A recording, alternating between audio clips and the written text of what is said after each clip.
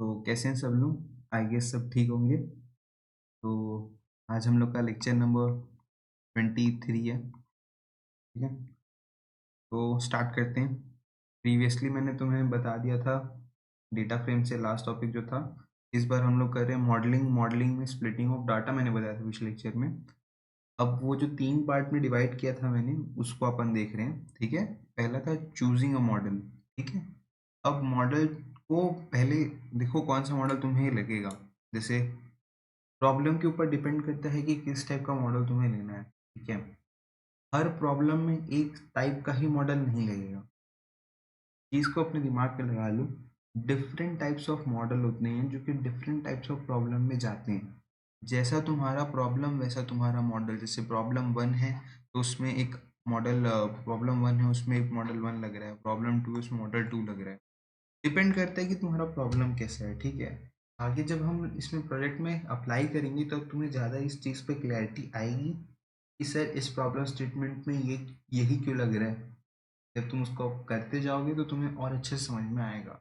But अभी के लिए इतना समझ लो कि प्रॉब्लम स्टेटमेंट पे डिपेंड करता है कि तुम कौन सा मॉडल लोगे।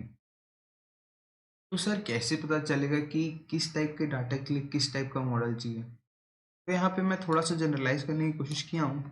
जैसे तुम्हारे पास अगर स्ट्रक्चर डाटा है, ठीक है, अ, तो तुम या तो कैट बूस्ट या रैंडम फॉरेस्ट यूज कर सकते हो। ठीक है, और अज्यूम कर लो तुम्हारे पास अनस्ट्रक्चर्ड डाटा है तो डीप लर्निंग के कॉन्सेप्ट्स और ट्रांसफर लर्निंग के कॉन्सेप्ट्स भी यूज कर सकते हो तुम लोग।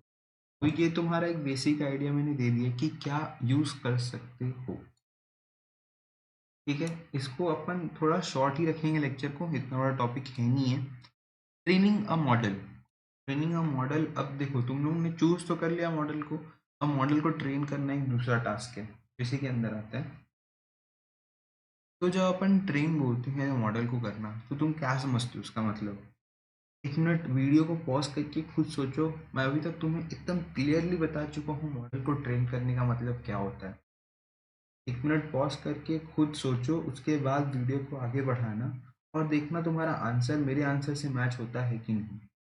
ठीक है, आई गेस तुमने सोच लिया होगा, यहाँ पे तुम्हारे सामने था भी। और तो भी मेरे को लगता है तुमने सोच लिया होगा। अज्यूम कर लो ट्रेनिंग का मॉडल क्या है। इनपुट दिया है मैंने, मॉडल वन पे मैं ट्रेन कर रहा हूँ। ठीक है, आउटपुट कुछ मिला, वो आउटपुट उतना एक्यूरेट नहीं हुआ जितना मुझे चाहिए। बट फिर मुझे वापस रन किया मैंने, फिर उसको रन किया, फिर आउटपुट जो मिला वो मुझे, वो मेरा फेवरेबल आउटपुट। तो इसी प्रोसेस को कहते हैं ट्रेनिंग का मॉडल। ट्रेन करो जब तक एक्यूरेसी आ नहीं जाती जितनी तुम्हें चाहिए। अब इसमें अपना मेन गोल क्या होता है? अब जितनी एक्यूरेसी, देखो हर बार तुम्हें एक्यूरेसी ही एक मेन गोल नहीं रहेगा। किसी को कम एक्यूरेसी चाहिए होती है पर फास्ट चाहिए होता है कि देखो एक्यूरेसी भले थोड़ी सी कम रहे, पर मुझे जो सिस्टम है मेरा सिस्टम बहुत क्विक रिस्पॉन्स करना चाहिए। With in seconds, with in minutes response करना चाहिए, उससे ज़्यादा समय नहीं लगना चाहिए। तो तुम्हारे प्रॉब्लम पे डिपेंड करता है, समझ रहे हो? तुम्हारे प्रॉब्लम तुम्हारे प्रॉब्लम पर डिपेंड करता है कि तुम्हें स्पीड चाहिए कि एक्यूरेसी चाहिए। ठीक है, अब देखो, minimise time between two experiment. यहाँ पे गोल तो मैंने minimise time between two experiment दिया है। देखो जितना कम टाइम होगा ना एक्सपेरिमेंट के बीच में, उतना अच्छा है। ठीक है, उतना अच्छा है। पर बात कहाँ फंसती है बाद में जाके? एक्यूरेसी पे। जैसे कि मैंने ना इनपुट सेम लिया, जो डाटा है इनटेक वो सेम लिया है डिफरेंट मॉडल्स के लिए। समझ लो तुम, जो तुम्हारा ये इनपुट है, जो मैं पेन का कलर चेंज करता हूँ, ये जो तुम्हारा इनपुट है ना, जो इनपुट डाटा है तुम्हारा, वो जो है सबके लिए सेम है। ये तुम्हारे डिफरेंट मॉडल्स हैं,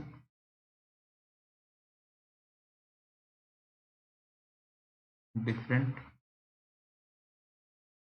मॉडल्स हैं तुम्हारे ये, और ये तुम्हारा आउटपुट आ रहा है।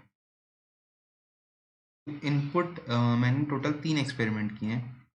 ठीक है, तुम देख पा रहे हो एक्सपेरिमेंट नंबर 1, एक्सपेरिमेंट नंबर 2 और एक्सपेरिमेंट नंबर 3। तो इसमें मैंने तीनों में सेम इनपुट दी है, बस जो फर्स्ट एक्सपेरिमेंट में उसमें मॉडल 1 लिया है, इसमें दूसरा मॉडल लिया है जो कि है मॉडल 2, और इसके नीचे वाले में लिया है मैंने मॉडल 3। अगर मैंने लिखा नहीं तो लिख देता हूँ मैं स्क्रीनशॉट लूँ तो कुछ रहे। वैसे मैं प्रेफर करूँगा कि तुम लोग खुद के नोट्स बनाओ जितना तुम्हें समझ में आ रहा है। वैसे कोडिंग में उतना नोट्स बनाते नहीं हैं, बट अभी जो थ्योरी पोर्शन चल रहा है उसको तुम अपने समझ के हिसाब से लिखो, क्योंकि बाद में जब तुम एक बार देखोगे तो यही सब चीज़ें तुम्हें याद रिकॉल कराएंगी या याद रखने में मदद करेंगी। ठीक है, तो मॉडल 1, मॉडल 2, मॉडल 3, अब इन तीनों ने आउटपुट जनरेट किया। अब मॉडल 1 की एक्यूरेसी आई 87.5%, कम है, पर कितने टाइम में किया है? 3 मिनट के अंदर ये इसने कर दिया ये चीज़। ठीक है, तो ये बड़ी बात है। अब दूसरे मॉडल ने एक्यूरेसी गेन की 91.3% की। कितना परसेंट हाइक था? ऑलमोस्ट ऑलमोस्ट 4% का हाइक समझ लो तुम एक्यूरेसी पे किया इन दोनों में। पर टाइम कितना लिया? 92 मिनट्स, ऑलमोस्ट ऑलमोस्ट 90 मिनट्स का गैप है। 1 घंटे से ज़्यादा का गैप है, 1 घंटा 30 मिनट। ठीक है, कितने परसेंट एक्यूरेसी के लिए? 4% एक्यूरेसी के लिए। ठीक है, उसके बाद अपन मॉडल 3 जो और कॉम्प्लेक्स है मॉडल 2 से। ठीक है, उसने कितनी एक्यूरेसी गेन की? 94.7% एक्यूरेसी गेन की। कितनी? 94.7% एक्यूरेसी गेन की। ऑलमोस्ट ऑलमोस्ट 3% के बराबर हाइक दिखा मुझे प्रीवियस मॉडल से। और टाइम कितना लगा? 176 मिनट्स। इतना ज़्यादा time, almost 2x time, almost 2x time. तो देखो, अब यहाँ पे बात क्या आ जाती है कि तुम्हारा प्रॉब्लम क्या डिमांड करता है। ठीक है, अगर तुम्हें इतनी एक्यूरेसी चाहिए, इतना एक्यूरेसी चाहिए, पर तुम्हें कम एक्यूरेसी चलेगी, पर तुम्हारा जो है सिस्टम वो फास्ट रहना चाहिए, तो तुम फर्स्ट मॉडल के साथ जाओगे। अगर तुम्हें एक्यूरेसी चाहिए, बट क्या तुम इतना 90 मिनट्स का टाइम दोगे इतने परसेंट एक्यूरेसी गेन करने के लिए? वो टोटली तुम्हारे प्रॉब्लम, तुम्हारे प्रोजेक्ट पे डिपेंड करता है कि तुम्हारे लिए टाइम मैटर करता है कि एक्यूरेसी। अगर एक्यूरेसी मैटर करती है तो तुम्हें टाइम देना पड़ेगा। ठीक है, और अगर एक्यूरेसी मैटर नहीं करती है कि तुम इतने इतने कम परसेंट के लिए, या कम तो नहीं होता, ये काफ़ी अच्छा परसेंट है, 4% hike is a good hike. ठीक है, पर क्या तुम इतने के लिए इतना टाइम इन्वेस्ट करोगे तो तुम उस मॉडल के साथ जा सकते हो। क्योंकि कॉम्प्लेक्सिटी बढ़ती है मॉडल्स के साथ, जितना कॉम्प्लेक्स मॉडल उतना टाइम टेकन वो प्रोसेस होगा, उतनी अच्छी एक्यूरेसी वो जनरेट करके देगा। ठीक है, तो आई गेस तुम्हें ये क्लियर हो गया होगा। ये तीनों मॉडल के साथ मैंने तुम्हें अच्छे से क्लियरली बता दिया कि क्या प्रायोरिटी होती है, क्या गोल होता है। गोल तो रहता है कि टाइम मिनिमाइज हो, चाहे तुम्हारा प्रॉब्लम कोई भी हो, पर तुम्हें एट लास्ट ये भी देखना पड़ता है कि तुम्हें क्या चाहिए तुम्हारे प्रॉब्लम और प्रोजेक्ट के लिए। ये सी क्लियर होगा। अब मैंने कुछ शॉर्ट पॉइंट्स लिखे हैं जो तुम्हें याद रहने चाहिए।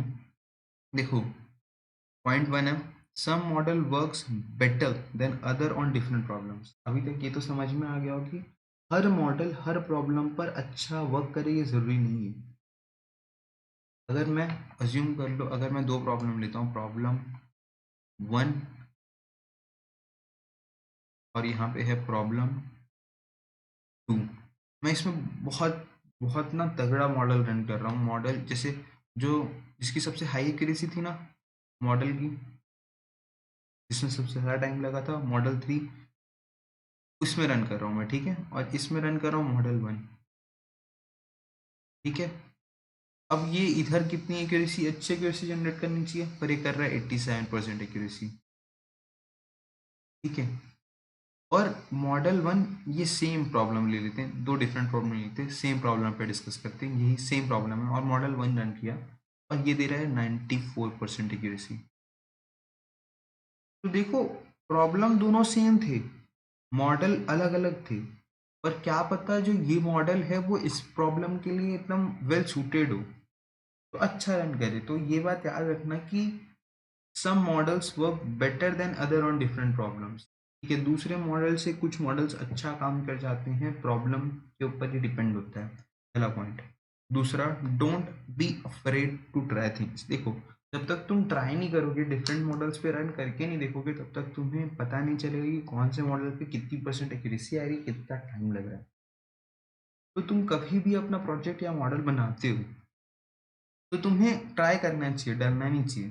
ये मैं पॉइंट इसमें लिखा हूँ, याद रखो कि तुम्हें ट्राई करना है जितना। अगर देखो कोई खाली बैठा है ना, तो वो तुमसे तो बेकार है, ठीक है। तुम ट्राई कर रहे हो, ट्राई करते करते तुम अपनी नॉलेज को भी गेन कर रहे हो। एक टाइम के बाद ना तुम्हें क्लिक हो जाएगा कि इस टाइप की प्रॉब्लम है, मैं ये मॉडल लगाऊंगा, ये वर्क कर जाएगा। जितना ट्राई कर सकते हो उतना ट्राई एंड एरर कर करके सीखो, ज़्यादा अच्छा रहेगा, ठीक है। और तीसरा, start small and build up at complexity as you need. अगर तुम्हारे पास 10,000 डाटा सेट है, मतलब अगर 10,000 एम्प्लॉयज़ का डाटा सेट है, उसमें तुम्हें कुछ मशीन लर्निंग एल्गोरिदम कोड लगाना है, तो start with 1,000 employees data, 1,000 data के साथ करो, उस चीज़ को रन करके देखो। उतनी कॉम्प्लेक्स चीज़ मत बनाओ स्टार्टिंग में। उस मॉडल को एक छोटे से डाटा के लिए इम्प्लाई करो, ठीक है। इम्प्लाई करके इस मॉडल पे इम्प्लाई करके देखो, अगर वो वर्क करता है, अगर तुमको समझ में आता है कि हाँ दिस इज वर्किंग, तब तुम उसमें कॉम्प्लेक्सिटी ऐड कर सकते हो, उसको बड़े डाटा के साथ भी जा सकते हो। पर स्टार्टिंग में जो है, डिफरेंट मॉडल्स के लिए इन छोटे डाटा के आगे देखो, ये तुम्हें बहुत हेल्प करेगा। क्योंकि ना ये तुम्हें देख पाओगे तुम कि ये कैसा वर्क कर रहा है, ये मॉडल के लिए, क्या ये डाटा सेट इस मॉडल के लिए वर्क कर रहा है, कैसे नहीं इस मॉडल के लिए। तो ये बहुत इंपॉर्टेंट पॉइंट है, ठीक है। इसको स्टार में कि ये है तो तीनों ही इंपॉर्टेंट पॉइंट, तीनों अपने दिमाग में रखना, ठीक है। तो आज के लिए इतना ही, मिलते हैं नेक्स्ट लेक्चर में। Thank you for watching.